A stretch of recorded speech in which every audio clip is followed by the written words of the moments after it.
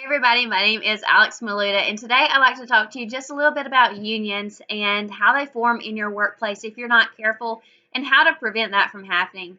So ultimately, unions are members who work together to negotiate and enforce a contract with management that guarantees the things you care about.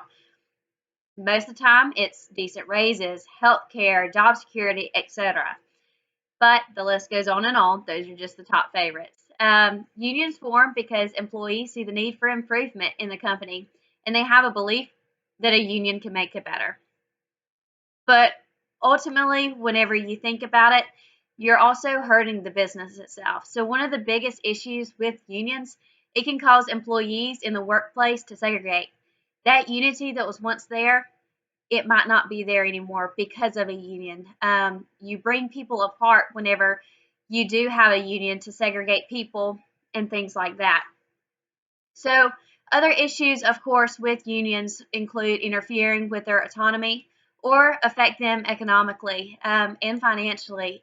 Unions definitely, especially if it is for raises and things like that, and the company can't stand it, you're definitely putting your company in a critical place.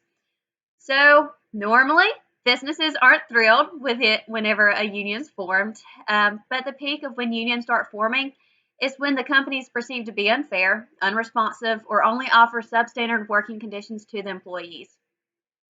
So you might be asking at this point, so, okay, how do I stop a union from unionizing in the place of your business?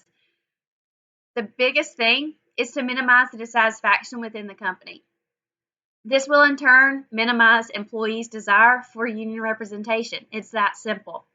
So, a few strategies to discourage union acceptance or union acceptance and is basically having fair and consistent policy practices, open door management policies, competitive pay and benefits, and employee trust and recognition. So, I kind of like to think of employees or of a union as the employee calling on assistance just to make sure that you're treated fairly. So, if a workplace addresses employee concerns and fosters good relationships between management and the employee, there's really no need for that assistance. There's no need for a union because there will be no concerns, only if you treat them fairly and honestly.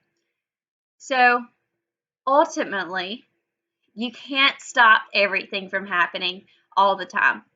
So you at this point you might be asking, what do you do whenever a union shows up at your door? The biggest thing is probably to communicate with your employees first, just to make sure they understand why this is happening and if there's any way that you can stop it. You definitely want to communicate the company's position and then the desire to remain union free and the reasons behind wanting to be union free. And then you want to remember this acronym. It's called TIPS. Never threaten to retaliate. Never interrogate employees about their activities. Never promise anything to employees in exchange for not supporting a union. And never, never, never spy on union activities. Employees have the right to meet with a union and respond and hear them out without management interference. But the bottom line is if you communicate openly and honestly with your employees in your workplace, really does have a good employee relations and fair and consistent policies, there will be little to no reason that an employee should seek union representation. Thank you.